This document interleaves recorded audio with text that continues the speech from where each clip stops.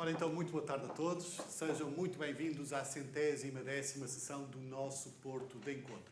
Esta tarde, este ciclo, esta conversa com escritores promovida há mais de 13 anos pela Porto Editora, tenho o gosto de contar com uma das grandes vozes da nossa literatura, que já esteve cá neste ciclo há vários anos e desta vez vai fazer a primeira apresentação pública do seu novíssimo romance, sobre o qual já iremos falar. Para já, permitam-me que apresente primeiro as outras convidadas do nosso ciclo, que são também elas fundamentais para o bom desenrolar da sessão e que nos honram novamente com a sua presença. Assim, nas leituras vamos contar com Paula Ventura, que nos vai ler excertos em 2 momentos diferentes da autobiografia não escrita de Marta Freud, e lá mais para frente, como é habitual, teremos também essa conversa muito enriquecedora, certamente, com Maria Bocchicchio, renomada especialista e académica, acerca das impressões que suscitou esse novo livro da nossa autora em destaque.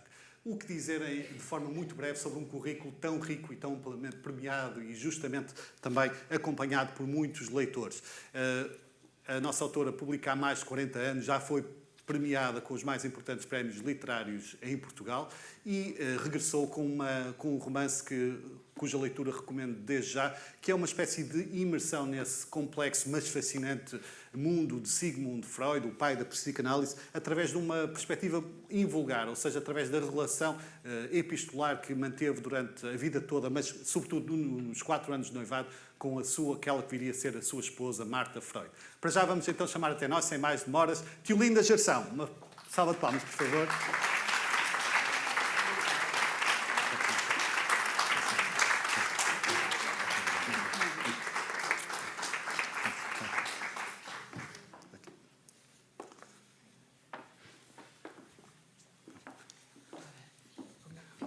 Aqui no meio, por favor, Teolinda. Faça a favor. Muito bem-vinda ao nosso Porto de Encontro, que já cá esteve há vários anos e uma conversa que certamente ficou na retina de muitos de vocês que aqui estão. E antes de falarmos sobre o livro, sobre o qual há muito a dizer, como disse, queria sobretudo falar sobre esse percurso de escrita que vem mantendo. São mais de 40 anos de escrita, em que, acima de tudo, a Teolinda Gerção tem mantido não só esse invejável ritmo de escrita, mas também, diria, livros que se têm destacado, refiro-me sobretudo aos 2 mais recentes, por um caráter muito ambicioso que implica uma pesquisa acentuada, ou seja, não são meros devaneios ficcionais, embora esse género também tenha a sua importância, claro, mas são livros que obrigam a uma grande pesquisa. E o que eu gostaria de perguntar, o que é que acha que os anos trouxeram à sua escrita, fundamentalmente? Um livro como este, a autobiografia não escrita, de Marta Freud, seria impensável nas suas primeiras incursões? Era, de fundo, esta primeira deixa que a desafiaria a falar para a nossa conversa. Muito obrigada, já lhe vou responder com muito gosto, mas antes disso queria agradecer a todos e dizer que estou muito feliz por voltar aqui, já vim uma vez há vários anos. E é sempre um enorme prazer estar no Porto e nesta Biblioteca Municipal Almeida Garrett. E agradeço à Porto Editora, que tem tido sempre imenso carinho comigo e me acompanha para todo lado. Eu gostava de dizer que realmente eu não previ nada, não fiz assim um plano daquilo que me interessava publicar. Os livros foram acontecendo. De um modo geral, as coisas vêm ter comigo e as que são importantes, que me interessam, que me apaixonam, que me indignam, que me magoam, enfim, que mexem comigo, apetece-me escrever sobre elas. E foi o caso de ter lido as cartas de amor entre Sigmund Freud e Marta Bernays. Mas falou em indignação. Foi indignação esse estado de espírito inicial que ele levou? Foi tudo junto. Porque são cartas muito intensas, são não é? São cartas muito intensas e, de facto, é um tipo de livro que eu não escreveria no início. Talvez não ousasse, porque, digamos, não é um romance histórico. Eu não tenho nada contra o romance histórico. Eu gosto muito, basta dizer que A Guerra e Paz, do Tolstói, é um romance histórico. O Nome da Rosa, de Humberto Eco, é um romance histórico. e há grandes exemplos desse tipo de literatura. Mas eu não me sentiria à vontade a escrever coisas que depois o leitor não sabe onde é que começa a fantasia e onde é que acaba o facto histórico. E neste livro e no anterior eu baseei-me em documentos escritos que as pessoas podem ir consultar e inventei relativamente pouco. Sobretudo, neste caso, o que é ficção no livro é eu ter pensado que no fim da vida, Martha Freud morreu em 1951. Portanto, eu já era nascida há vários anos e ela morreu com 90 anos e viveu mais 12 anos do que o marido, que morreu em 1939. E eu imaginei, isso é ficção, não posso provar, nem ninguém pode, nem nunca ninguém saberá, se ela alguma vez foi reler todas as cartas que tinha trocado com o marido e outras cartas que ela não conhecia e que estavam em Londres, em Marsfield Gardens, que foi a sua última morada em Londres. Portanto, eu não posso afirmar nada sobre isso. Essa parte é ficção. Mas, obviamente, que quando ela escreveu as cartas tinha cerca de 20 anos, 20 e poucos, e quando eu a imagino a relê-las na etapa final da vida, portanto, digamos já com 70 anos, mais ou menos, ela teria começado até muito antes da morte do marido, a procurar, por exemplo, as cartas de juventude que ele escreveu aos 16 anos a um grande amigo da adolescência. E são cartas imensamente reveladoras que também aqui refiro no livro.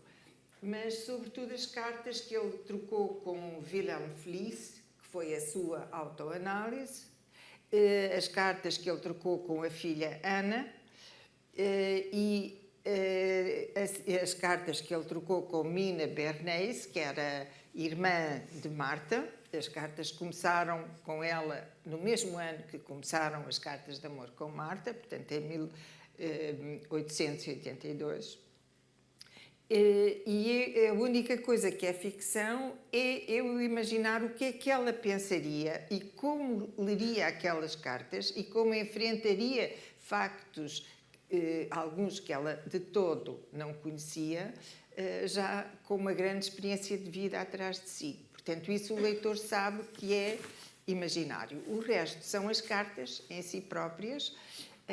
Por vezes, quando não são muito longas, eu traduzo-as na íntegra, outras vezes os excertos principais, e deixo o leitor fazer o seu próprio juízo, obviamente. Eu tento ser o mais neutra possível. As cartas estão lá, eu sou responsável pela parte ficcional e por aquilo que imagino que Marta poderia pensar, de acordo com a sua personalidade, mas tanto ela como Freud são responsáveis por aquilo que escreveram. Obviamente, são documentos, são cartas escritas sem filtro, cartas muito íntimas, em que transparece a personalidade de cada um.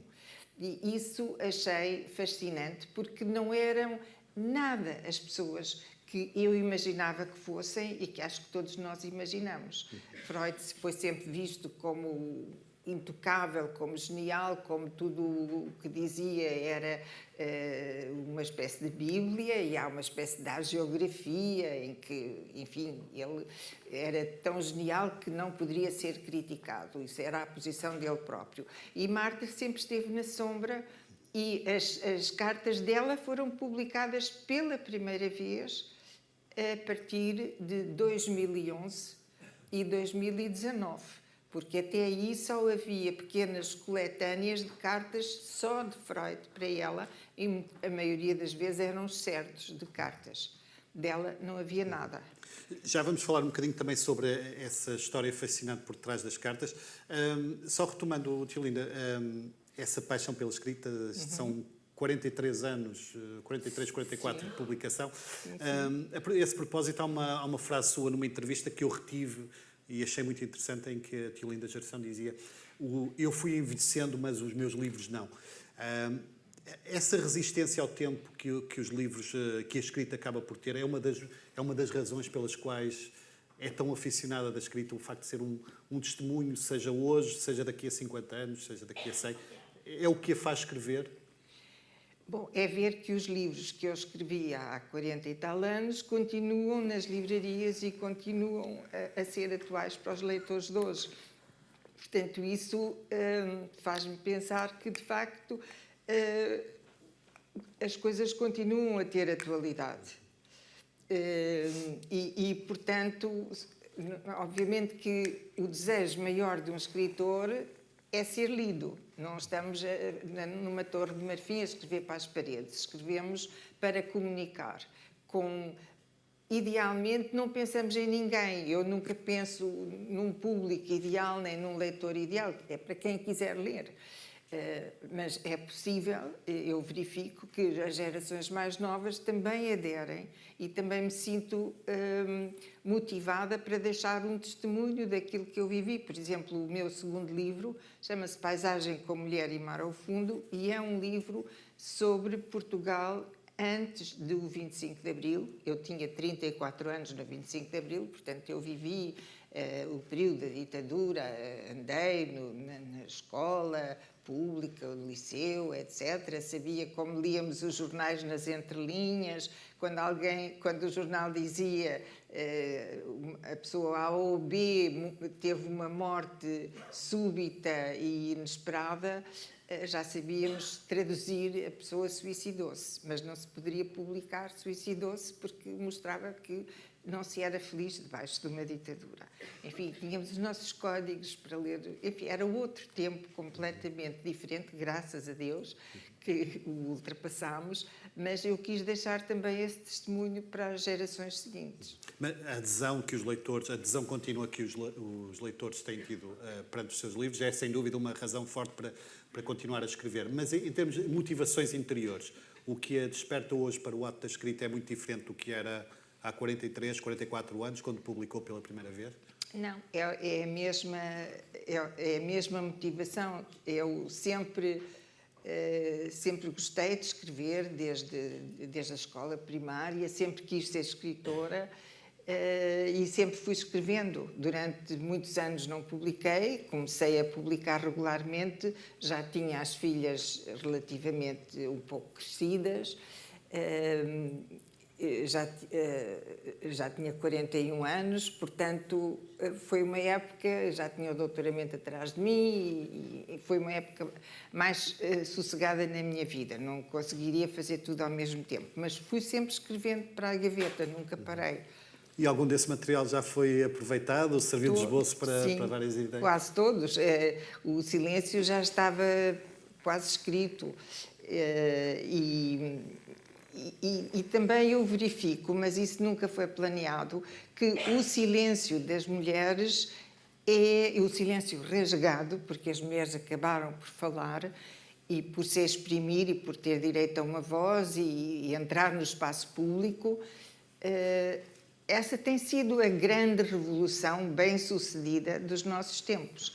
E eu acho que é a partir das mulheres que muitos países que hoje ainda vivem debaixo de ditaduras se irão começar a libertar, porque a certa altura as mulheres não aceitam mais e começam a revoltar-se. Não querem, por exemplo, andar de cara coberta, nem de cabelo escondido, e querem ir à escola. Enfim, temos visto tudo isso que não é possível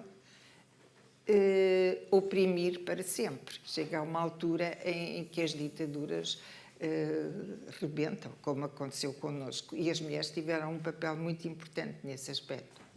Sim, sim. Quando os jovens, certamente acontece pelo facto de ser muito lida, quando os jovens escritores ou candidatos a tal lhe pedem algum conselho sobre a escrita, cita o seu próprio exemplo de, no fundo, de saber esperar pela altura certa. Eu não gosto de dar conselhos, nem nunca aceito ler manuscritos, porque posso estar enganada, posso entusiasmar muito uma pessoa porque o texto me agradou muito e depois a pessoa sentir-se frustrada porque isso não correspondeu ao acolhimento do público. Enfim, eu nunca aceito ler os manuscritos, até também porque se fosse aceitar todos os pedidos, que são imensos, quase todas as semanas alguém no Facebook ou numa rede social me pede que leia um manuscrito, eu digo sempre que não tenho tempo, porque também não haveria um critério para escolher uns e outros não. Mas eu acho que quando, às vezes, alunos ou assim me perguntavam, eu dizia, se você quer escrever, escreva, faça, absolutamente não contrarie, siga o impulso criativo que está dentro de si. E se depois não tiver sucesso, continua a escrever, se a resposta for sim, eu acho que tem hipóteses de chegar a ser um grande escritor. Se a resposta for não, provavelmente é melhor fazer outra coisa, porque acho que na vida de escritor, por cada sim, nós recebemos 40 nãos ou 50. É a vida de um escritor ou de um artista plástico ou músico, ou seja o que for, nunca é fácil. Nunca é fácil. Os compromissos do escritor, sabemos bem, não se cingem ao mero ato da escrita, às entrevistas, às sessões com autores, com leitores. Para si, esses compromissos são obrigações ou interiorizam-os também como há essa fonte de gosto e de saber o que é que os leitores já pensam acerca de determinado livro? Como é que encara, no fundo, o ato de escritor para lá da escrita em si? Não, eu, para já, gosto muito de estar com as pessoas, eu gosto muito de as ouvir também, porque eu não tenho respostas, não dou respostas nos livros, faço perguntas e as pessoas também, quer dizer, as nossas grandes interrogações, cada um encontrará ou não a sua resposta. As grandes perguntas são sempre as mesmas. O que estamos a fazer neste mundo, para onde vamos, estamos certos no nosso caminho, o que é certo, o que é errado, quais são as escolhas. Cada um encontra as suas respostas, ou como Deus existe ou não, o universo tem sentido, enfim, essas são as grandes perguntas de sempre que não mudam e cada geração vai-lhes dando a resposta possível, as respostas que consegue. Mas eu gosto muito de estar com as pessoas e gosto também de ouvir o feedback dos leitores, sobretudo em escolas, em universidades. Às vezes, alunos adolescentes fazem-me perguntas muito interessantes em que eu não tinha pensado, ou leram coisas que realmente estão lá num livro, numa determinada passagem e que eu não tinha dado conta e eles deram. Disseram, o que quis dizer aqui foi isto assim ou foi assado? E eu não tinha... E eles interpretaram de determinada maneira. E eu verifico que não tive consciência disso quando escrevi aquela frase.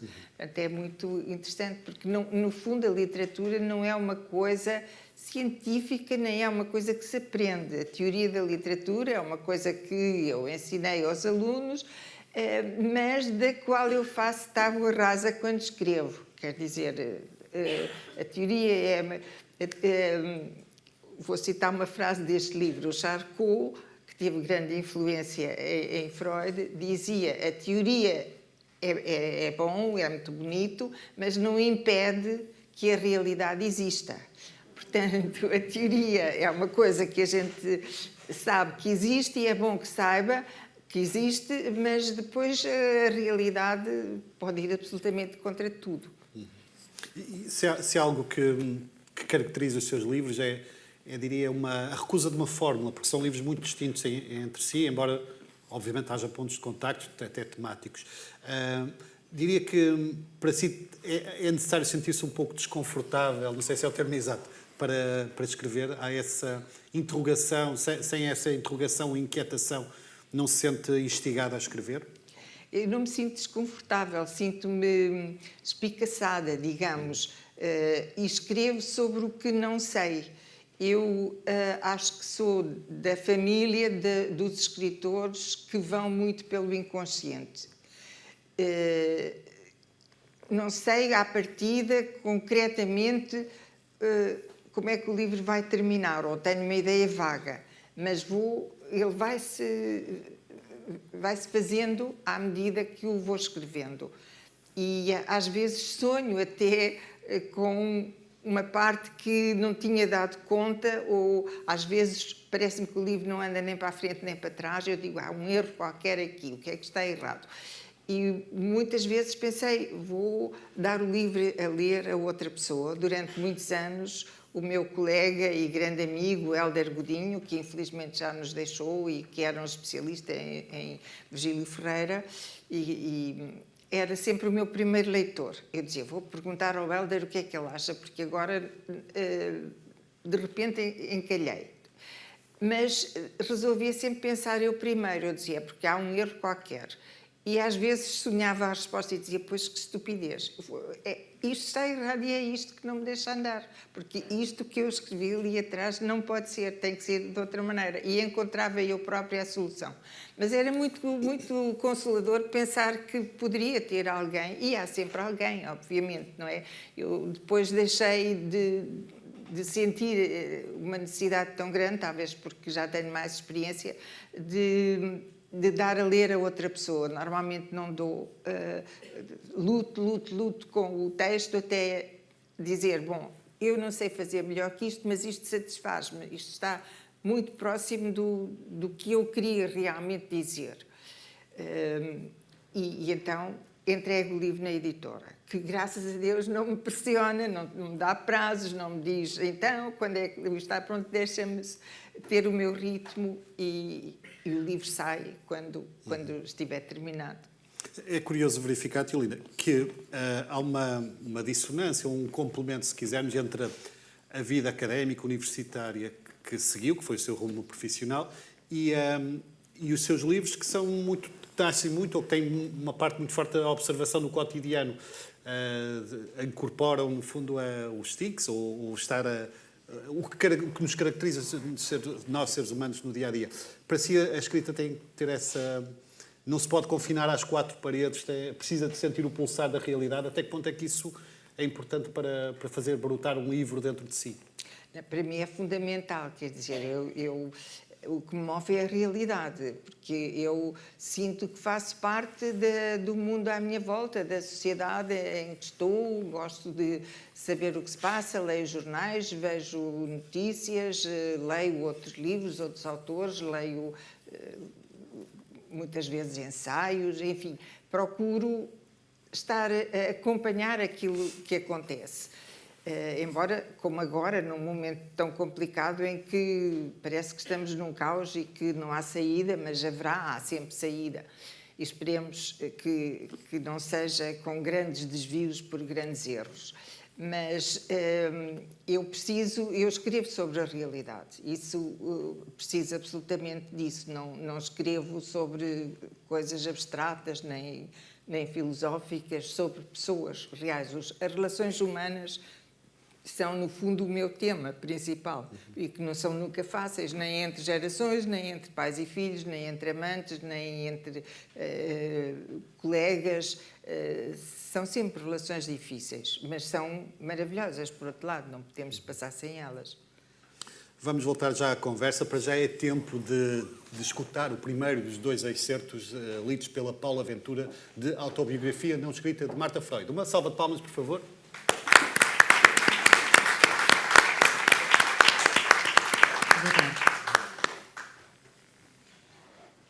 Já tinha escrito mais de uma centena de páginas em longas tardes em que me alheava de tudo à minha volta e mergulhava na narrativa que me exigia inteira, sem ter consciência de mais nada, quando, de repente, tive um sobressalto.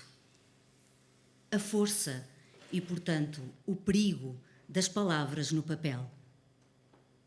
Pousei a caneta, com a mão tremendo, e por um longo momento fiquei paralisada. Não posso deixar um testemunho escrito, ocorreu-me, como se um relâmpago iluminasse o texto com uma claridade insuportável. A qualquer instante a morte pode interromper-me sem eu ter tempo de preservar o manuscrito, enviando-o, por exemplo, para alguém amigo com o pedido de só daqui a décadas ser publicado. Não posso. Já não posso. Levantei-me bruscamente, empurrando a secretária, de onde as folhas caíram em desordem, entrei a correr no meu quarto e sentei-me perto da janela, até sentir o coração bater de novo ao ritmo normal. Precisava de entrar dentro de mim para entender o que acontecia. Foi sempre esse o meu modo de agir ou reagir, sobretudo quando a casa estava cheia de pessoas, vozes, sentimentos expressos ou não, interrogações e conflitos, na altura em que havia sempre crianças, familiares, amigos, visitas, clientes assíduos ou recém-chegados que tinham hora marcada para entrar. Quando alguma coisa me inquietava e deixava ansiosa, isolava-me numa solidão bem-vinda à procura de uma solução possível. É também assim que agora me encontro, sozinha e à escuta, nesta casa que me parece vazia e em que todas as lembranças voltam como se o tempo nunca as transformasse. No entanto, o tempo mudou tantas coisas. Na verdade, tudo. Ao longo de décadas, desastres e catástrofes se abateram sobre nós.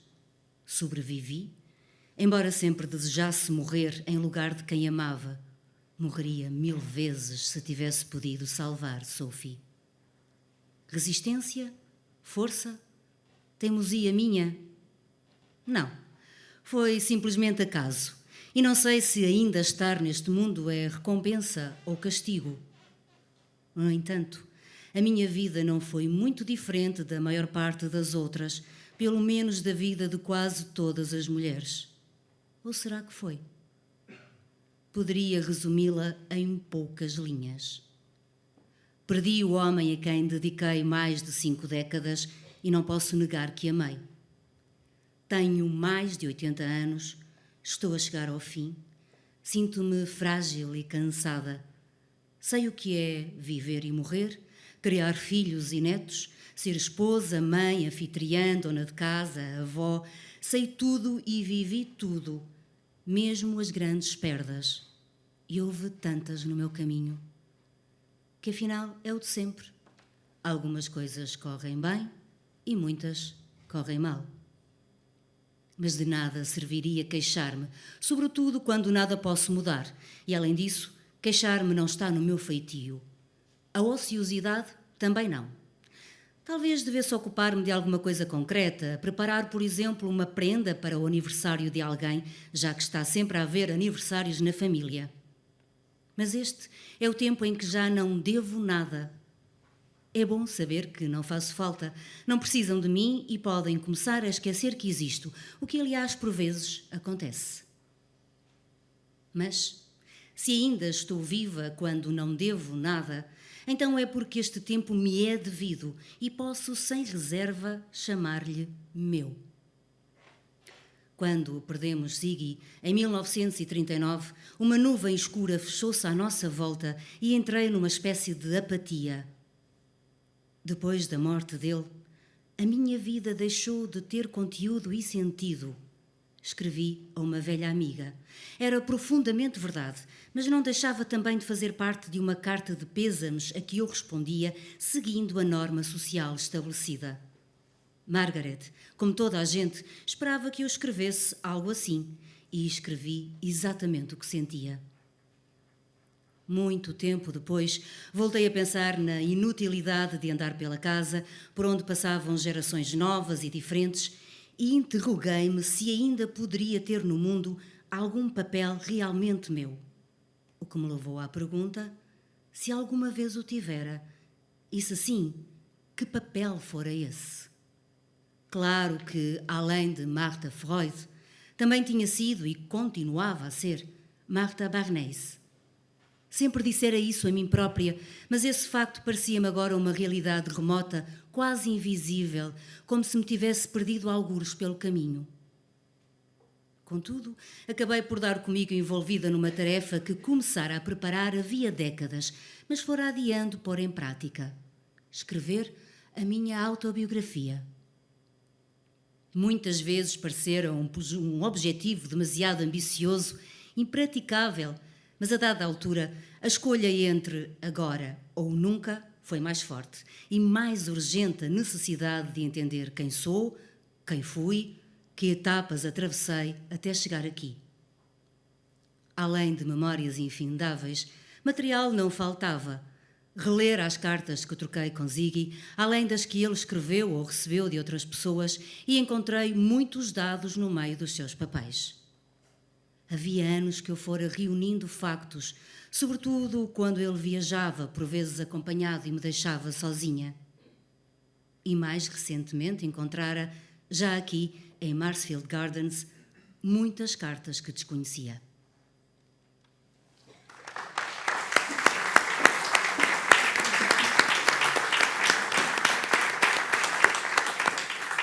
Muito obrigado, Paula Ventura. Vamos ter a oportunidade de escutá-la novamente daqui a uns minutos. Tilina Gerson, vamos então aos rudimentos, às origens deste fascinante livro.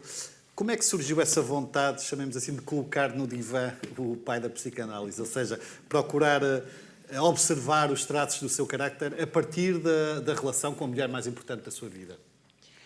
Bom, eu não faço... Sim, não, é uma liberdade que eu... Sim, não faço propriamente isso, não vou eu psicanalizar ninguém. Sim, sim. Deus me livre, não sou psicanalista. Mas indiretamente o leitor poderá ter aqui amplo material de análise. Sem dúvida, o leitor terá muito sobre o qual pensar, e se o leitor for psiquiatra ou psicanalista terá muito a dizer, a favor ou contra. Isso é como ele quiser interpretar. A verdade é que tem havido uma enorme opacidade sobre o espólio de Freud, que começou, foi entregue pela sua filha Ana, já depois da morte dele, em 1951, foi confiada à Biblioteca do Congresso, nos Estados Unidos. E só houve licença para publicar estas cartas, dos dois, de Marta e de Ziggy, a partir de 2009. Portanto, entre 2009 e 2011 saíram 4 volumes. Mas percebe-se porquê, não é? Porque essa resistência. Porque essa resistência. Percebe-se em parte, não é? Percebe-se porque, lendo o livro, percebe-se. Lendo o livro, ninguém imagina Freud a escrever o que ele escreveu em quase todas as cartas. O meu método de trabalho foi procurar os temas que eram absolutamente recorrentes, que aquilo voltava sempre e não largava e o obcecavam tremendamente. E fui seguindo um fio condutor que era marcado por ele, sobretudo. Porque, se formos a ver, o 5º volume que foi anunciado, inclusivamente foi publicado o índice do 5º volume, não saiu, não sabemos quando sairá, e, na minha opinião, a resposta é nunca. Porque o livro, a edição das cartas, foi feita por especialistas competentíssimos, que puseram tudo quanto é nota de rodapé em cada palavra, o índice das pessoas citadas, enfim, comentaram ou deixaram informação ao leitor sobre tudo e mais alguma coisa. Mas tiveram uma cegueira voluntária a interpretar as cartas. Desde logo, o esquema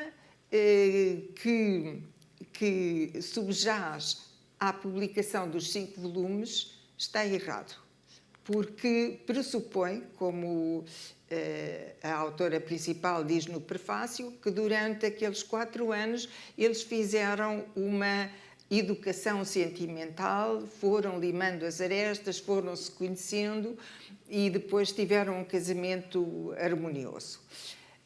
Só que isso não é o que transparece nas cartas. Nas cartas verifica-se que não há evolução. Freud repete as mesmas questões e não quer sair delas. e revela uma personalidade complexa e muitíssimo contraditória, que não é nada do que eu imaginava. Eu, durante muitos anos, quando eu era estudante na Alemanha, ler Freud e ler Jung fazia parte da cultura de um germanista. Portanto, eu li a obra de Freud, li muita coisa também de Jung. Aliás, achei Jung muito mais interessante como caminho para a interpretação de textos, até porque Jung é muito humanista e Freud não é de todo. Tem uma visão muito negativa do mundo e da vida, uma visão muito determinista e uma visão muito sombria. E ele era uma personalidade muito difícil. E o quinto volume, o primeiro volume, dos que estão publicados, o primeiro volume chama-se Se é Minha Como Eu Imagino. E ele vai dizendo, enfim, o seu ideal feminino e procurando-o em Marta.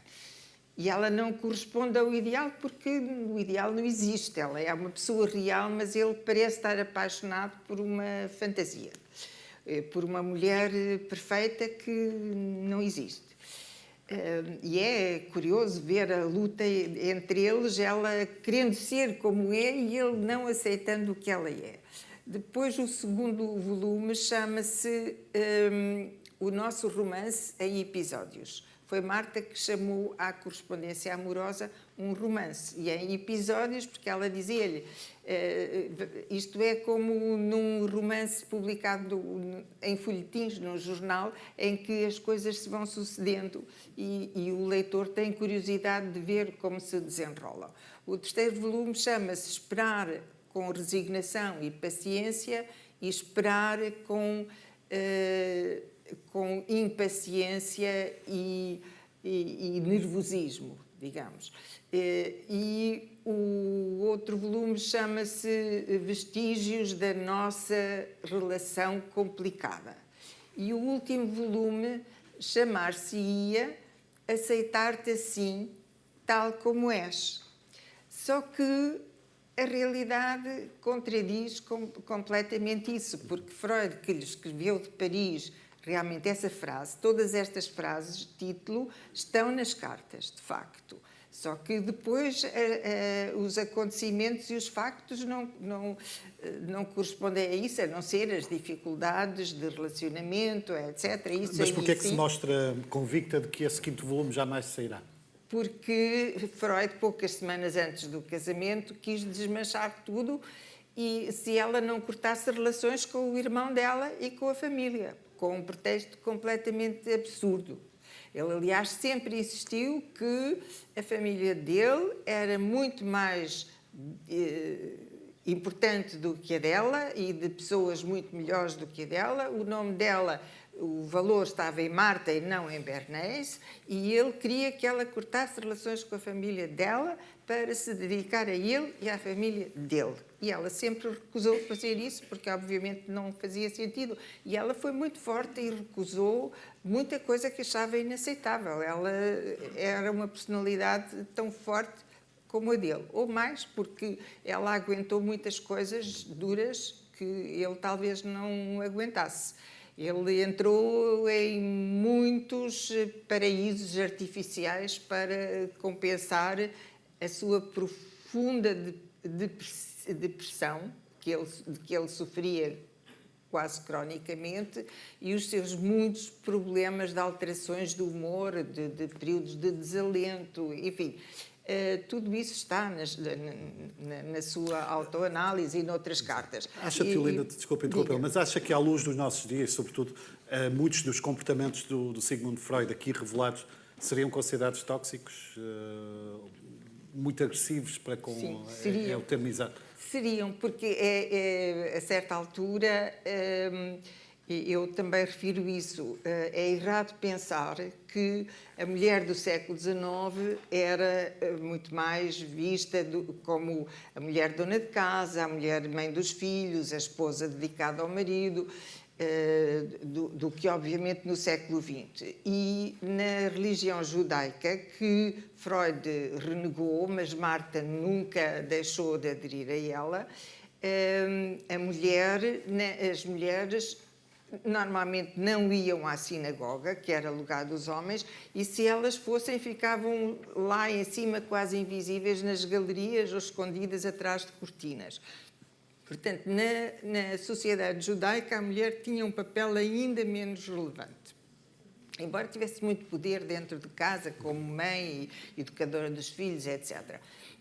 Mas em qualquer religião, em qualquer época, em qualquer sociedade e em qualquer cultura, ofender os outros não é amor. E fazer sofrer quem se ama não é amor. Ponto. Ponto final. E Freud fê-la sofrer muito voluntariamente. E isso está documentado nas cartas, digamos, com linguagem de hoje. Eu acho que ele era sadomasoquista em alto grau. Aliás, ele próprio confessa a Felice que a sua, nos termos dele, era a sua tendência para o martírio, a sua vocação para o martírio. De vez em quando ele sentia que era mais leve e estava diminuída. Portanto, ele fazia-se sofrer também a si próprio, mas fazia sofrer muito a ela. Por exemplo, ele queria estar com ela, encontrá-la, mas chegavam a estar 14 meses separados. Eles encontraram-se meia dúzia de vezes na vida e a maior parte do tempo que estiveram juntos e conviveram foram 9 meses em que estiveram na mesma cidade. E esses 9 meses correram mal. Ela o que é também surpreendente, o trabalho. O que também é surpreendente nas cartas é que logo ao fim de pouco tempo de namoro, diria poucas semanas ou meses, o Sigmund Freud já manifestava esse sentimento de posse e não se esbateu, bem pelo contrário, ao longo dos anos. Para si foi surpreendente que ele não se tenha sentido mais confiante em relação à prova de amor da mulher. Uhum. Até que ponto é que foi surpreendente para si o facto de ele não ter corrigido esses comportamentos desviantes, altamente tóxicos? Ele não conseguia, ele era assim, mais forte do que... Ele era mais forte do que ele. E pronto, isso tudo está documentado nas cartas. E ela não aceitava isso. Ela achava que ele não tinha razão nenhuma para ter ciúmes patológicos. E tinha. Enfim, isso tudo está documentado, as cartas estão lá. E, portanto, o 5º volume eu acho que nunca vai sair. Mas eu senti que no que eu poderia fazer, que era os 4 volumes que estão publicados, e eu consegui as cartas dele de Paris que não estão, que não foram publicadas no 5º volume. Essas encontrei-as na internet, naquele programa Gutenberg ou coisa que o valha, onde está muita coisa publicada. E encontrei uma biografia de Martha Freud, que é absolutamente canónica, foi revista pelo neto Anton Freud, que era filho do Martin Freud, o segundo filho do Freud, por ordem cronológica. A seguir a Matilde foi Martin Freud, e o filho dele, Anton Freud, leu, corrigiu essa autobiografia de Billing, que se chama A Mulher do Gênio. Portanto, é uma biografia absolutamente hagiográfica. Freud é o intocável e aquele que não pode ser contradito e tem sempre razão. Mas ela revela, por exemplo, essa carta que se calhar até terá sido destruída ou está no espólio onde ninguém pode ler. E há muitas coisas que eu poderia agora aí citar que se passaram e das quais Marta não teve conhecimento, portanto eu só falo daquilo que ela conhecia, mas há muitas coisas, há inclusive uma entrevista de Jung que só uma pessoa por especial favor conseguiu ouvir, uma pessoa, enfim, muito cotada no mundo da psicanálise, foi autorizada a ouvir. do espólio de Freud, e depois o que Jung diz nessa entrevista é absolutamente contradito, com argumentos ridículos, pela corrente freudiana pura, digamos. Porque, obviamente, hoje, no século XXI, há muitas pessoas que leem Freud sem a geografia. Portanto, ele é um autor que pode ser criticado, pode ser visto de muitas maneiras. O que ele escreveu não é uma Bíblia. Portanto, pode-se aceitar, pode-se contrapor, pode-se discutir, enfim, como é normal no século XXI em que estamos, não é? E ainda em relação a essa dificuldade em aceder a uma parte da correspondência, em sua opinião, até que ponto é lícito que uma esfera próxima, neste caso do Freud, sejam familiares ou sejam académicos que estudam a sua obra, até que ponto é lícito impedir o acesso, quando estamos a falar de a salvaguarda da intimidade justifica tudo, quando estamos a falar de uma figura universal? É um dilema complicado. Qual é o seu ponto de vista? Não, o meu ponto de vista é, como no fim eu termino, Marta desejando que o secretismo acabe, que tudo seja posto à disposição dos leitores e que cada um faça o seu julgamento. Porque ela coloca-se nas suas memórias no mesmo nível dele. Ela foi uma pessoa, tão pessoa como ele, tão humana como ele, e a visão dela tem tanto valor como as perspectivas dele. Todos, no fundo, estamos neste mundo, todos vivemos as nossas vidas, cada um a vive como pode e como a vê, e a opinião dela tem tanto direito a existir como a dele. Hoje em dia, as pessoas têm voz, as mulheres têm voz, e há liberdade de expressão. Portanto, eu penso que com o tempo as coisas acabarão por ser todas publicadas. Mas, pela minha parte, eu fiz o que pude. Aquilo que está publicado e que é do domínio público, eu usei para dar uma perspectiva que até agora não foi feita, não tinha sido feita, sobre a vida daquelas duas figuras. Mas depois de Julia Mann, no seu anterior romance, 2021, O Regresso de Julia Mann para Ti, Marta Freud é, digamos, a segunda mulher que a Olinda Gerson resgata do silêncio, dá-lhe uma voz ao que ela foi impedida de fazer em vida. Até que ponto é que encara isto como uma missão e faz parte de um projeto mais vasto que terá outras continuidades nos anos mais próximos?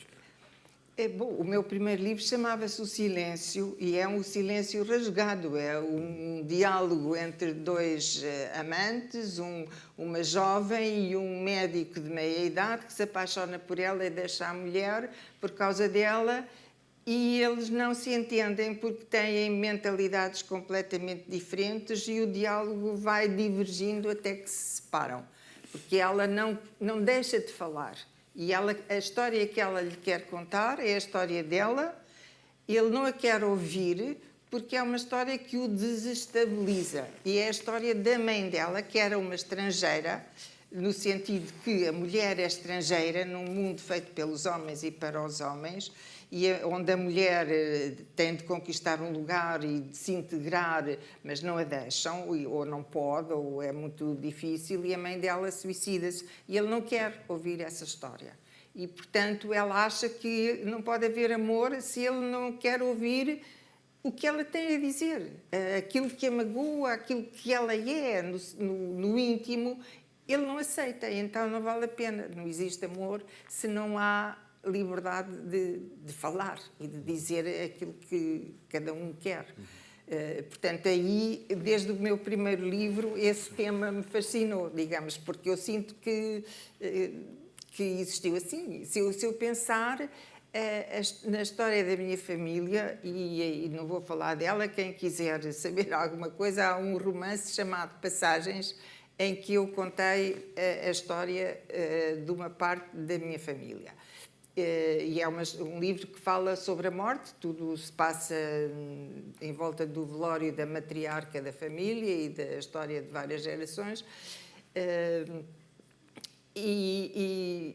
Isto, portanto, a história está lá, não vou falar dela. Mas só vou dizer que na minha família é uma família de mulheres fortes que passaram por muitas dificuldades e a mentalidade evoluiu de tal maneira que a minha mãe não estudou, só fez o liceu, casou muito cedo, tinha feito 20 anos há um mês.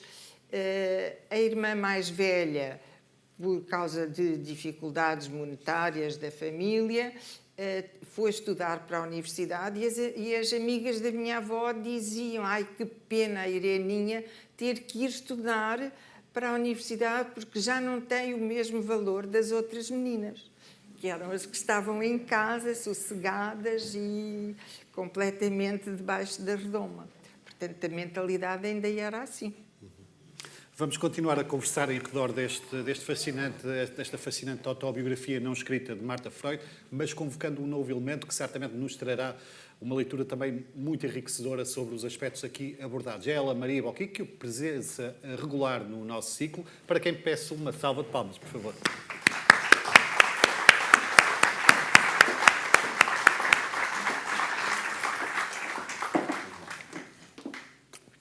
Bem-vinda.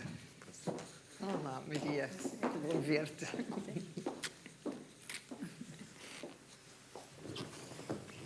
Bem-vinda, Maria Boquique, é sempre um prazer renovado contar com a sua presença.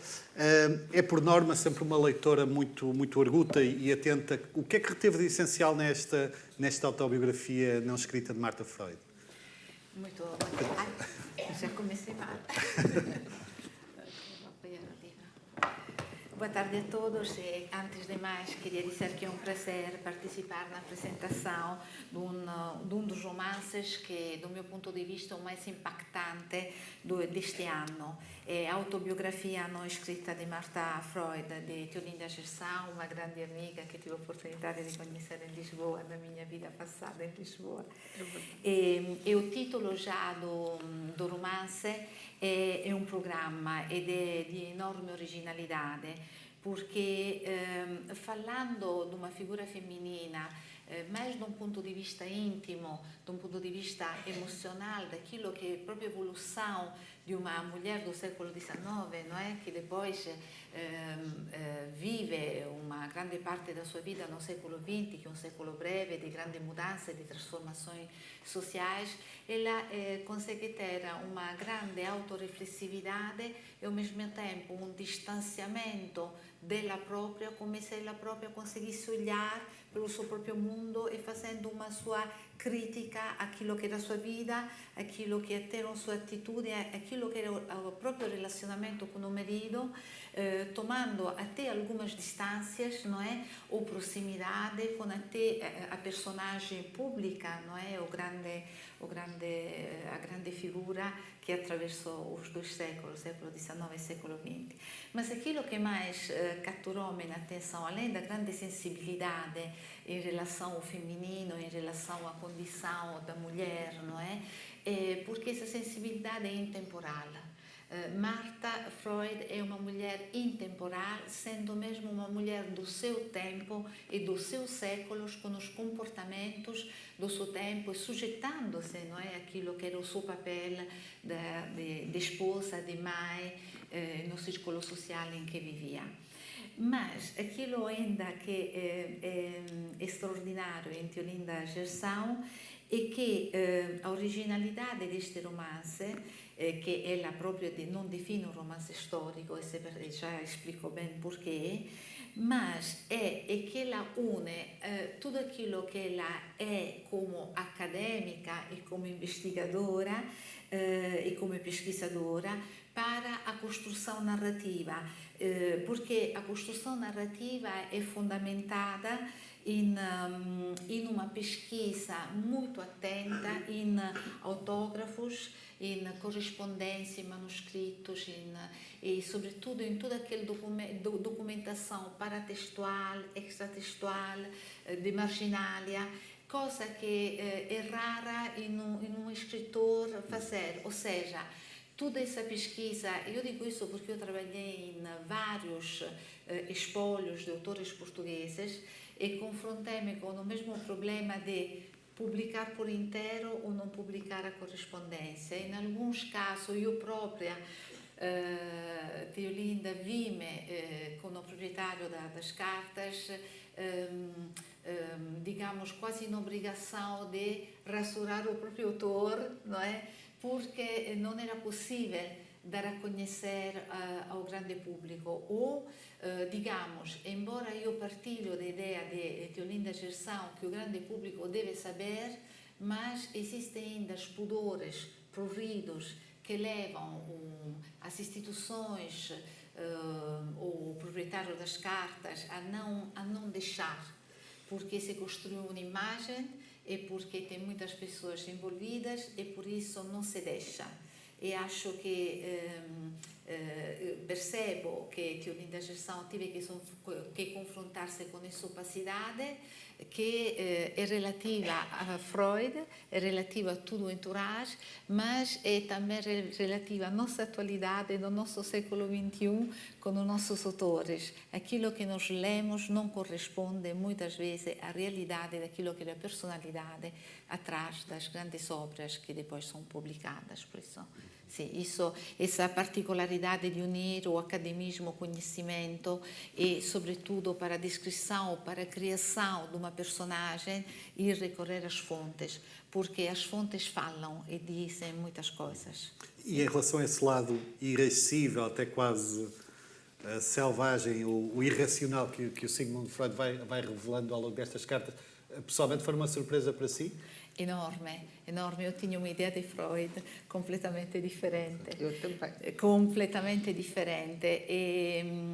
E depois de ter lido o livro e relido o livro, porque é um livro que se lê e que agarra e que não se pode deixar o livro até se não se chega ao fim.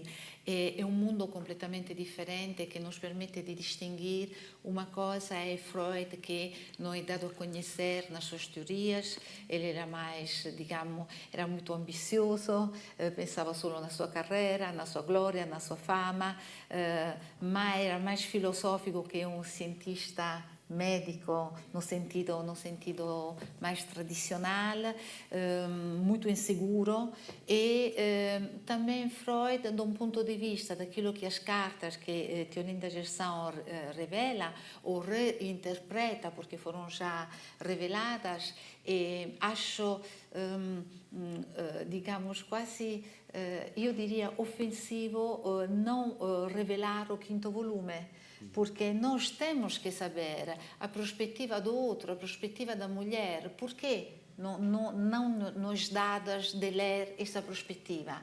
Por que não temos que ver a visão feminina de quem acompanhou, poderia ser masculina, de quem acompanhou um homem que revolucionou ou ajudou a revolucionar, ou assim nos foi ensinado, digamos, um século. E não deixar a mulher dizer, não é?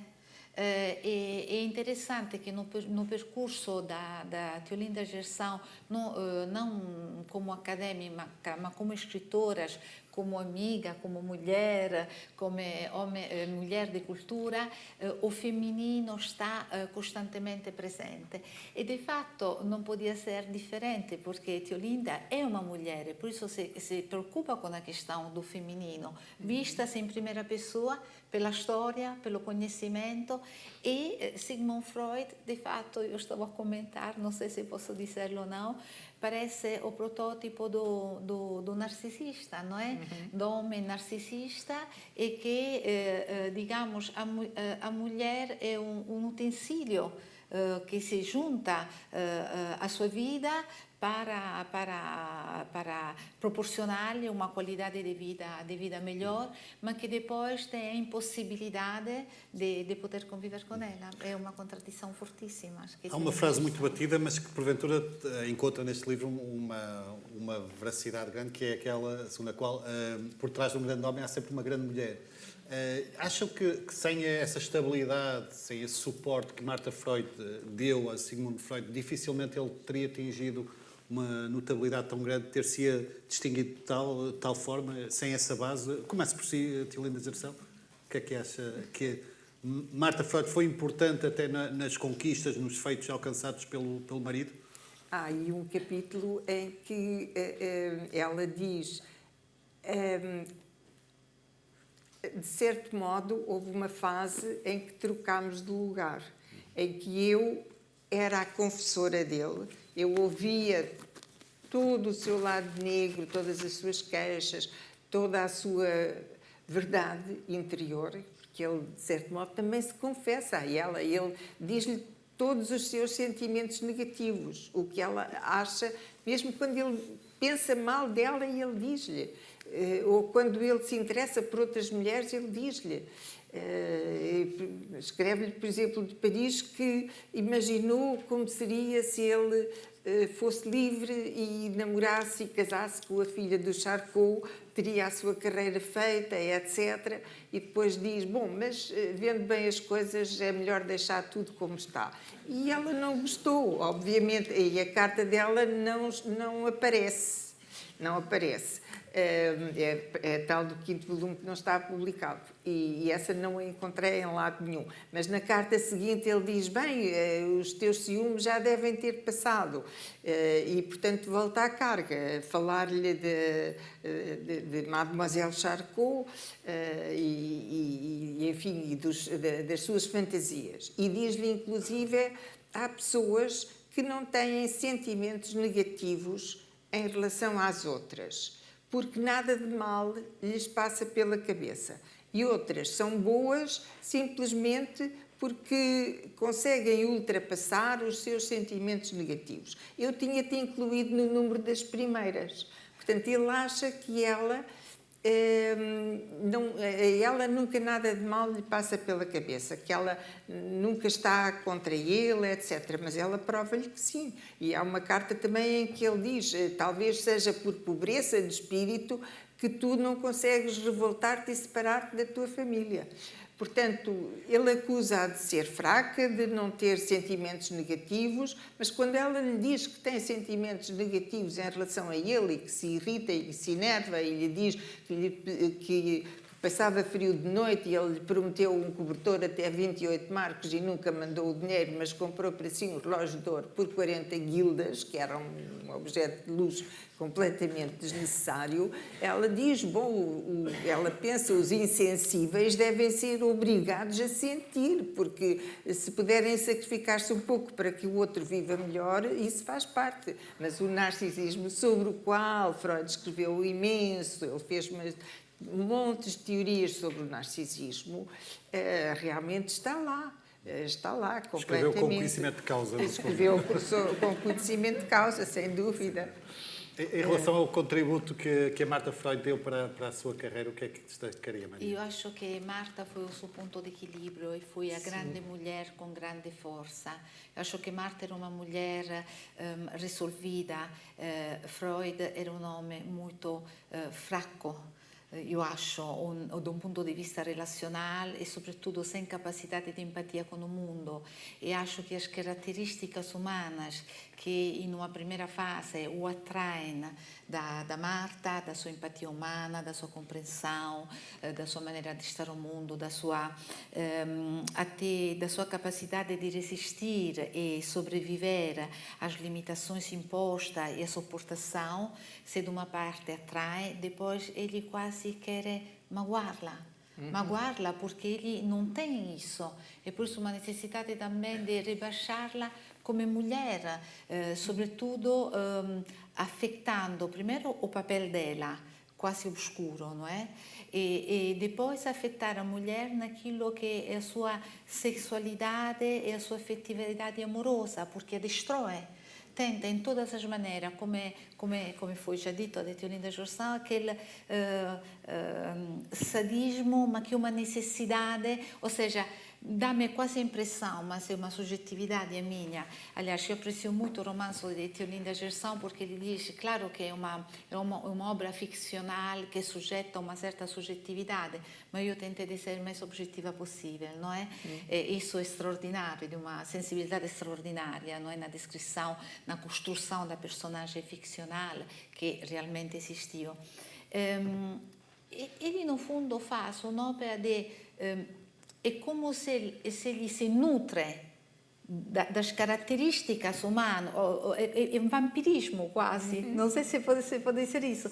Ele praticamente suga tudo aquilo que se nutre das características humanas para depois demolir a imagem da mulher.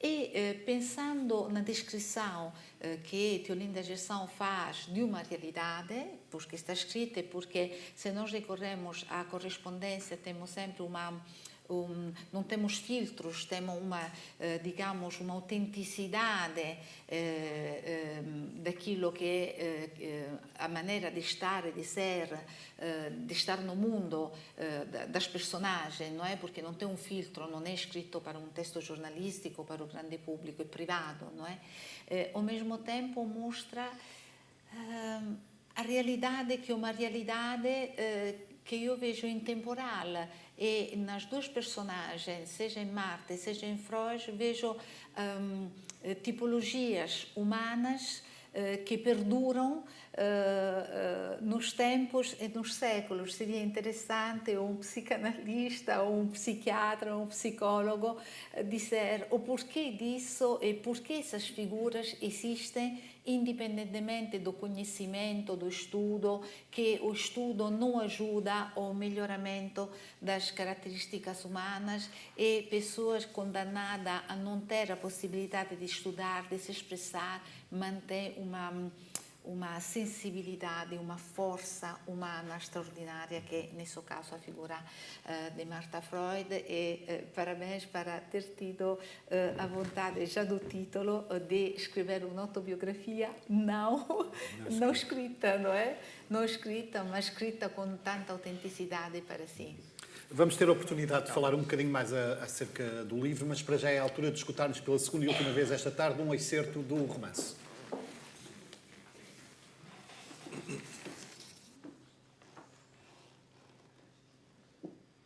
S e M finalmente juntos. Depois de um percurso tão acidentado, dois seres que durante 4 anos e meio tinham trocado milhares de palavras, convergentes e divergentes, na sua esmagadora maioria escritas, iam finalmente prometer, perante Deus e a lei dos homens, que ficariam unidos para sempre. Se agora verificar os dias em que até aí nos tínhamos encontrado em pessoa, constato, uma vez mais, como foram ridiculamente poucos. Conhecera Siggy no fim da primavera de 1882 em Viena e cerca de um mês depois, a 19 de junho, parti para Wandsbek, onde Siggy me fez uma visita relâmpago de vários dias, em que só em 3 deles nos encontramos, por espaços de tempo muito curtos e em que quase nada foi dito. Regressei a Viena a 11 de setembro desse ano e seguir-se-ia o único período relativamente longo em que convivemos, quase 9 meses. Só nos reencontraríamos 14 meses mais tarde, a 2 de setembro de 1884, durante os 26 dias que Siggy passou então em Wandsbek. Um ano depois voltaria, para logo partir a 11 de setembro, semana e meia mais tarde. Ganhara um estágio de 6 meses em Paris, de onde regressou no Natal e ficou em Wandsbek 6 dias. No fim de fevereiro de 1886, a estadia em Paris terminara. Siggy passou por Wandsbek um dia e foi para Berlim cerca de 2 meses.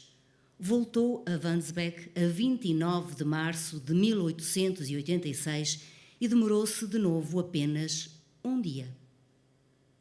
Até agosto permaneceu em Viena, ingressou como médico no serviço militar obrigatório a 10 de agosto de 1886 em Olmütz, onde ficou 1 mês e chegou a Wandsbek exausto, apesar de, como sempre, recorrer à cocaína na antevéspera do casamento civil.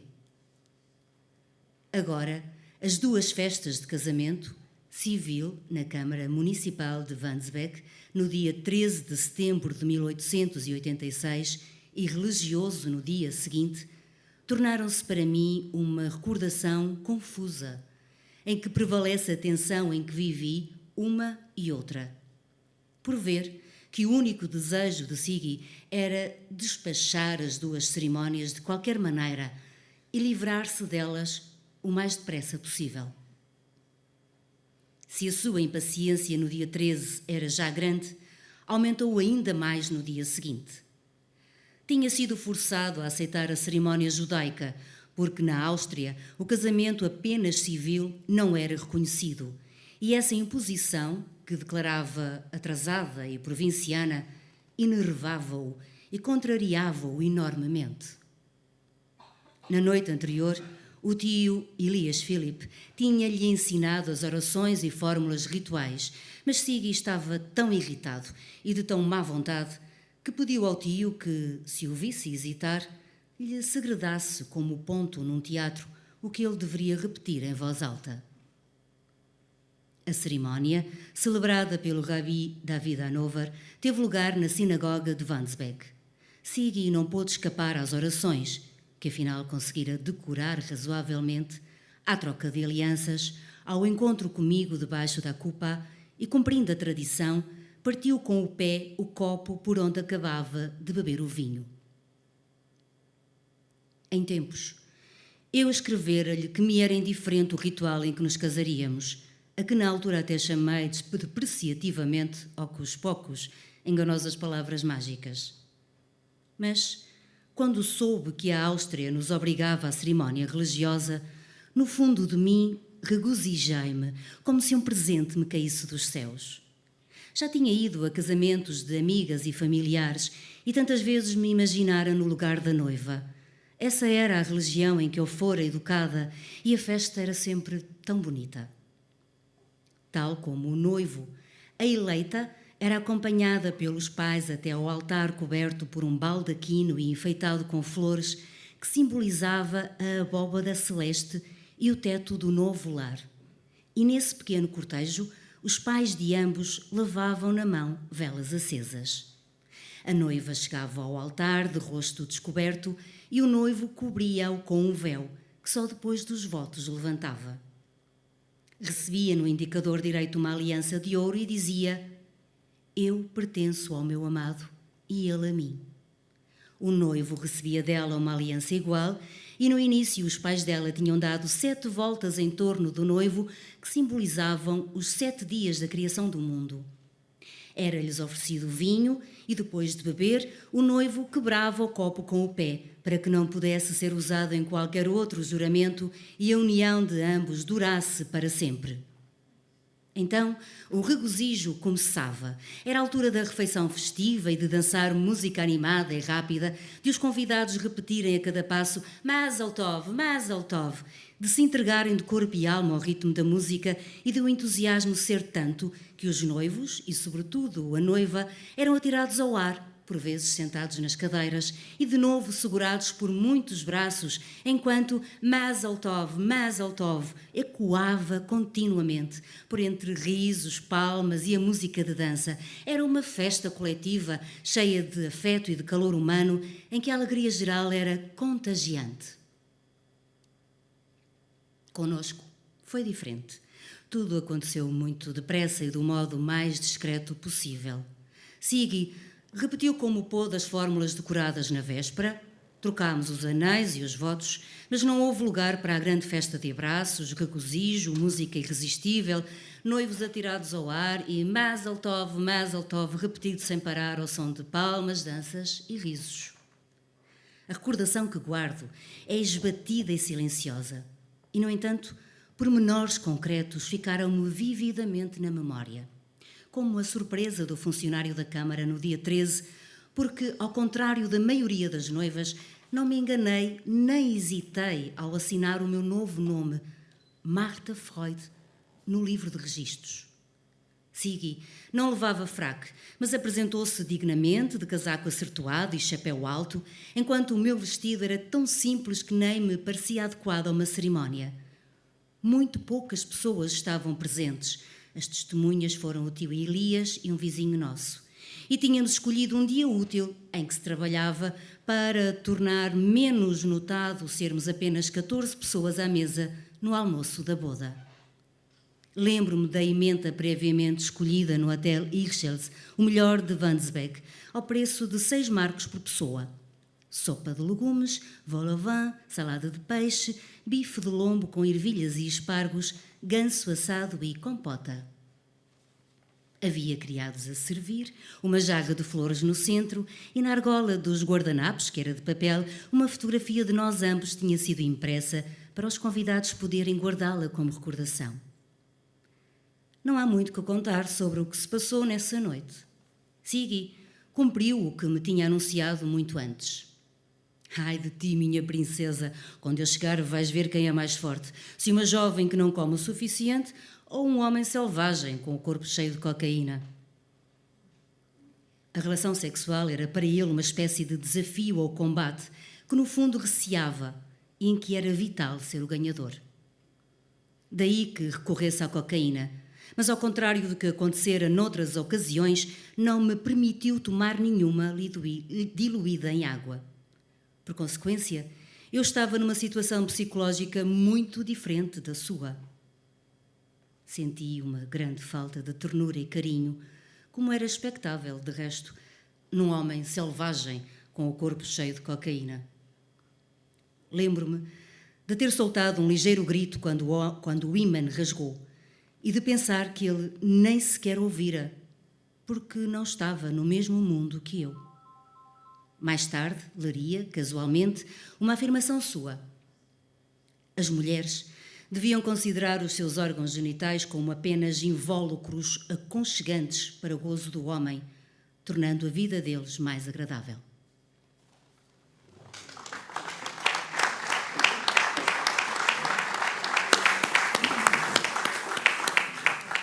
Muito obrigado, Paula Ventura. Tia Linda Gerson, voltamos à conversa. Também já interpelo a Maria Bocchicchio. A Maria Bocchicchio falou há bocado um aspecto muito interessante, que embora este seja um livro de ficção, há aqui o lado de investigação também muito forte. Até que ponto é que isso foi fundamental para facilitar ou para agilizar o processo de escrita do livro? O facto de ter esse conhecimento, essa formação académica de metodologias de investigação, etc., foi útil na elaboração do livro? Digamos que eu estou habituada a interpretar textos, não é? Eu fui professora de literatura e a minha função era interpretar textos e de ensinar os alunos a interpretá-los até onde os textos permitiam. Quer dizer, sem os forçar, sem os transler, sem ir além daquilo que o texto dizia. Enfim, é toda uma experiência que se adquire e é obviamente que eu sou uma leitora voraz, sempre fui e continuo a ser. Para mim, o facto de estar a escrever sobre textos reais foi uma dificuldade, porque eu sentia-me espartilhada, eu só podia ir até onde imaginava que Marta poderia ir, de acordo com a personalidade forte que ela mostrava. E ela própria teve consciência de que depois Felice veio ocupar o lugar dela como psicanalista.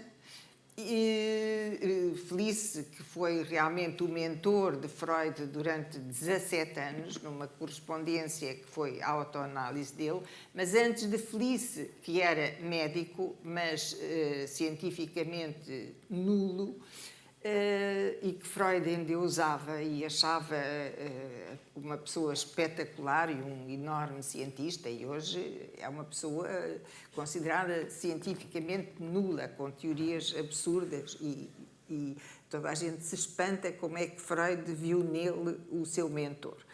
De qualquer maneira, ela diz, ele substituiu-me com vantagem, porque era médico e porque eles discutiam as suas teorias, etc., e eu recusei-me a que ele me psicanalizasse. E se servisse de mim como instrumento de investigação. E também impus que a psicanálise em casa parava à porta do quarto das crianças. Com as crianças, não.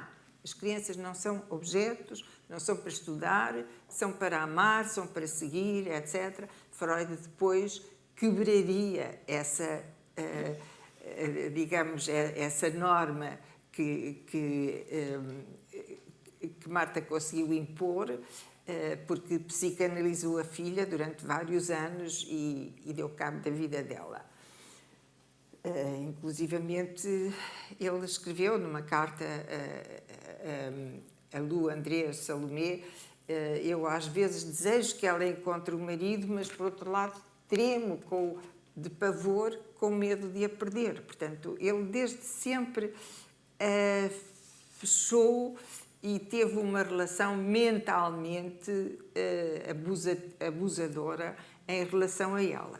Porque hoje é proibido psicanalizar familiares. É uma coisa absolutamente impensável. Na altura não era. Na altura isso era habitual. Mas, no caso de Freud, em relação à Ana, foi terrível, porque Ana era uma criança muito insegura, anorética, desde os 9 anos, e que se sentiu sempre menorizada na família enfim, as cartas que ela escreve ao pai são terríveis e ele responde com uma grande insensibilidade até certo ponto, embora a adorasse, e no fim da sua vida ela foi a mulher, o seu grande refúgio, o seu grande apoio, etc., até à hora da morte. Mas ela não teve vida própria, ela dedicou-se a ele e, para além, e depois da sua morte, ela foi a guardiã do seu espólio, com a maior das fidelidades e dos rigores. Portanto, em parte é ela também que não deixa que nada transpareça do seu espólio, nada seja divulgado, etc. Mesmo o que os irmãos publicavam sobre o pai, ela não queria que fosse publicado. Portanto, ela foi absolutamente fiel, mesmo depois da morte dele. De repente, sim. Qual era a pergunta? Não, penso que abordou na perfeição. Eu queria abordar também outra questão relacionada com os traços do caráter muito fortes, agressivos, que emergem do Freud aqui presentes, e perguntando, no fundo, se acham que é ao abrigo da cultura de cancelamento que existe hoje, em que as figuras históricas são muitas vezes colocadas na praça pública à luz dos valores de hoje, se o Sigmund Freud se arrisca, no fundo, também a ser colocado nesse pelourinho, chamemos assim, e até que ponto isso é justo ou não. Se é possível dissociar o homem, condenável a vários aspectos, como vemos aqui no livro, da obra que deixou. Tem alguma posição assim, quanto a isso? Freud achava que tinha encontrado a cura da humanidade. Toda a gente tinha um complexo de Édipo, que ele reconhecia em si próprio. E ele conta a sua paixão incestuosa pela mãe e o desejo de matar o pai, etc. Conta tudo isso a Felice. Só que nada está provado. Mesmo os contemporâneos de Freud, como Breuer, que foi o seu mentor, era 14 anos mais velho, foi seu mestre, etc., e Adler e muitos outros, achavam que o complexo de Édipo não era universal, não existia em todas as culturas, não existia em todas as pessoas. Marta também o repudia, diz, quando ela lê as cartas a Felice, ela fica um bocado horrorizada com aquela ideia. E achava, mas quem quer ser Édipo? Quem quer arrancar os olhos para não ver a realidade de ter desejado sexualmente a mãe? Aliás, a maneira como Freud conta o seu desejo sexual pela mãe é uma fantasia. Ele diz, eu fui sexualmente iniciada e desejei e apaixonei-me e desejei fisicamente a minha mãe numa viagem de comboio em que passámos a noite e a oportunidade de a ver nua não pode ter deixado de acontecer. Ora, não pode ter deixado de acontecer, não é prova de nada. E uma carruagem de comboio era o lugar mais improvável para uma mulher se despir. Mesmo que ele tinha 2 anos nessa altura, porque ele acredita na sexualidade infantil, coisa que muitos psicanalistas absolutamente recusam, e Marta achava que ele não percebia nada de crianças, nunca cuidou dos filhos pequenos, e aquilo talvez a ele lhe dissesse alguma coisa, mas não era uma fantasia que os outros quisessem partilhar. Ninguém quer ser rei. Édipo tornou-se rei de Tebas, mas quem quer ser rei à custa de um crime de incesto e de parricídio? Ninguém.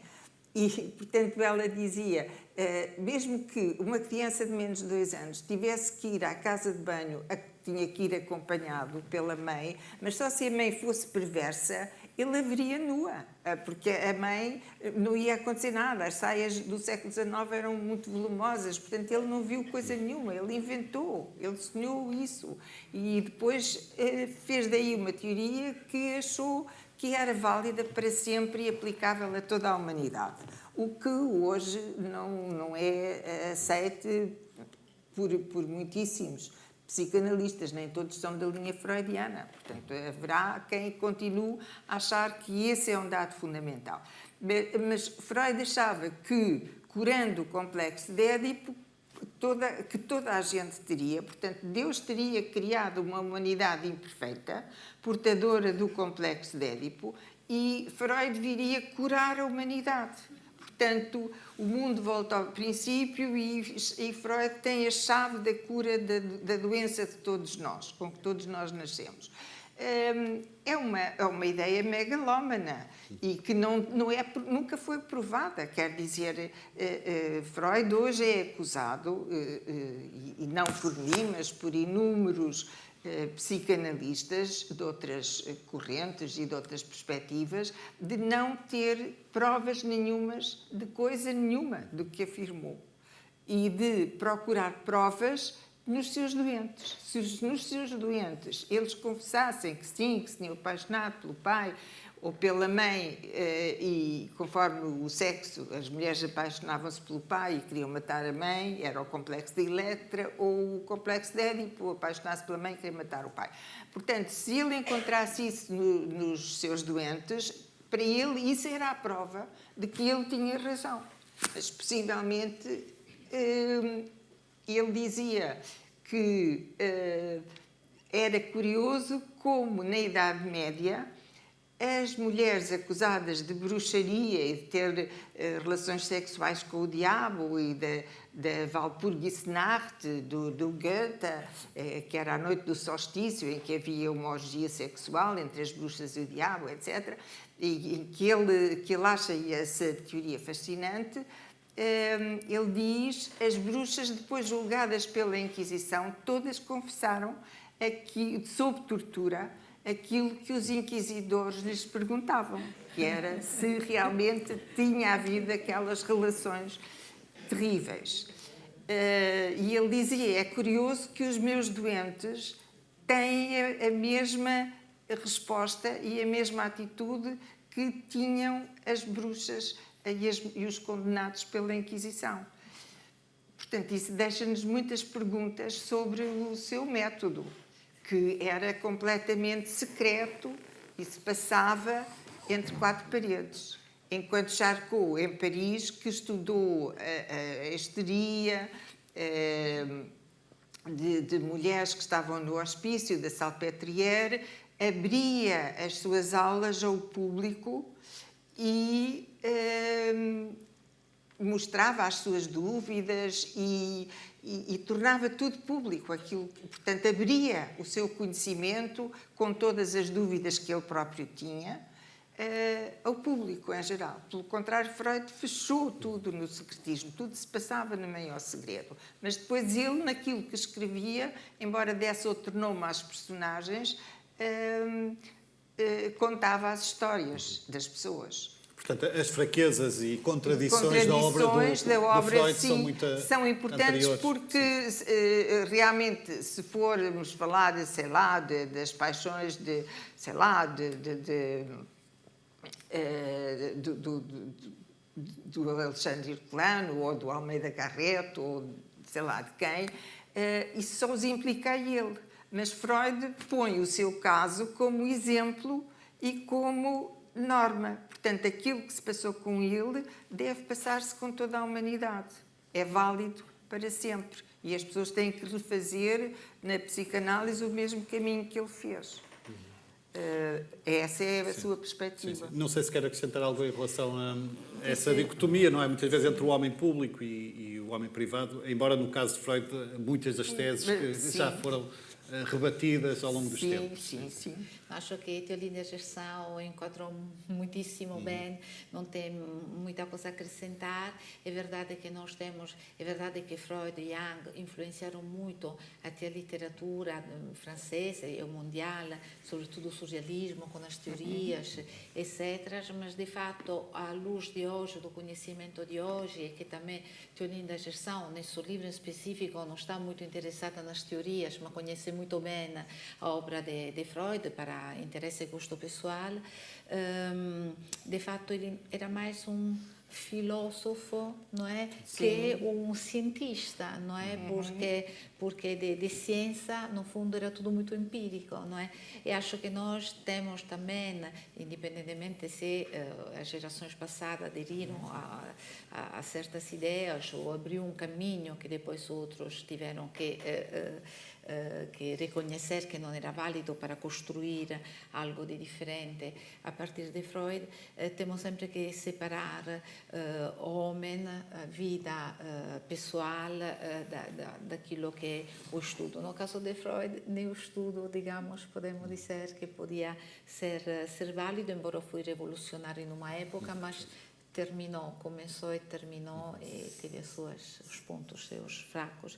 Eu queria só dizer uma coisa, se me permitida, é que neste romance, voltando ao romance e deixando de lado as teorias de Freud, aquilo que é interessantíssimo e que Teolinda Gerson consegue conciliar com muito rigor e que aquilo que preoccupa no romance, do meu ponto de vista, e que eu apreciei em maneira muito particular, é essa vida interior dos dois, não é? E a vida interior da Marta como mulher, que era mãe desses filhos, não é? E essa vida interior silenciosa, mas que gritava de todos os lados, não é? Só as pessoas, se calhar, não tiveram a possibilidade ou a sensibilidade de ouvir. Digamos, essa vida interior silenciosa e invisível para o mundo exterior que confere grandeza à personagem. Por isso, o estudo da psicologia da personagem de Marta é brutale, bellissimo, immenso e grande, e acho que a umanidade inteira feminina se revê em algumas particolaridades, em alguns aspectos. Isso é grandioso na obra de Teolinda Gerson e restitui também a Freud a sua humanidade, a sua fragilidade, ao mesmo tempo, não é? Com todas as contradições que o ser humano traz, no bom e no mal. Os investigadores do futuro terão, porventura, um trabalho grande em fazer um trabalho desta natureza de análise de cartas, dificilmente, a menos que andem a esmiuçar as caixas de e-mails dos visados. Mas até que ponto é que no futuro um trabalho desta natureza será válido e como é que no futuro serão os grandes escritores analisados, esmiuçados, uma vez que o ato de troca de correspondência sofreu tremendas reviravoltas nos últimos anos. Como é que desafios é que isso levanta enquanto investigadora? Eu posso só dizer uma coisa muito rápida, é que Freud dizia: eu sou cientista por obrigação, mas por natureza eu sou artista. E o seu grande desejo era ser escritor. E escrever, quando escreveu um ensaio, A Gradiva de Jensen, ele chamou-lhe um romance psicanalítico. E o seu último livro Moisés e o monoteísmo, ele desejava que fosse um romance. Acabou por não ser e até sair com outro título. Mas ele deu uma entrevista à Papini em que dizia: eu sou um escritor por natureza. E ele dava títulos aos casos clínicos e aos sonhos também, como se fossem pequenas histórias. E eu tenho material que dava para escreverem uma dúzia de escritores escreverem sobre o material que eu tenho com a minha prática clínica. Portanto, ele, no fundo, sentia que não era um espírito científico. Isso tem sido também verificado por vários investigadores. Ele não tinha nenhuma tendência para física ou matemática ou pensamento abstrato, não era com ele.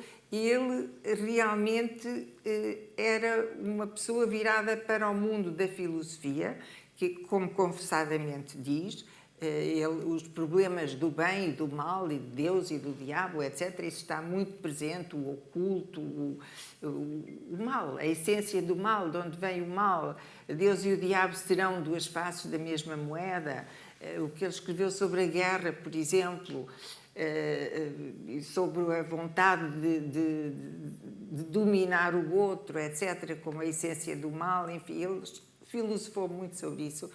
E Marta, numa carta, diz-lhe: não filosofes sobre a felicidade, porque isso não nos torna mais felizes. Portanto, ela achava, com o seu bom senso e com o seu realismo, que não era filosofando que se resolviam os problemas, era enfrentando a vida real e enfrentando o lado negro que todos temos e aceitando-o. Sim. Então, Freud seria um seu colega de ofício. Não sei se teria... Provavelmente no futuro vai ser catalogado como escritor. Se ser catedrático, mas um colega de ofício. O desejo dele seria... De escritor. Essa entrevista é muito interessante. É uma entrevista de 1934. Muito obrigado. Infelizmente estamos a chegar mesmo ao limite. Quero ouvir a palavra, Maria. Solo para responder dizendo duas coisas. Sempre uma palavra para regressar ao romance e depois responder a sua pergunta rapidissimamente.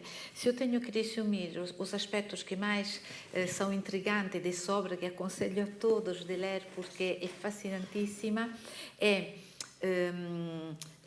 o esforço e a sensibilidade de reinterpretação de Marta Freud através da escrita brilhante da Teolinda Gerson, uma coisa interna que Teolinda faz dialogar, um diálogo interno das cartas entre elas, quase as cartas ficam personagem, não é?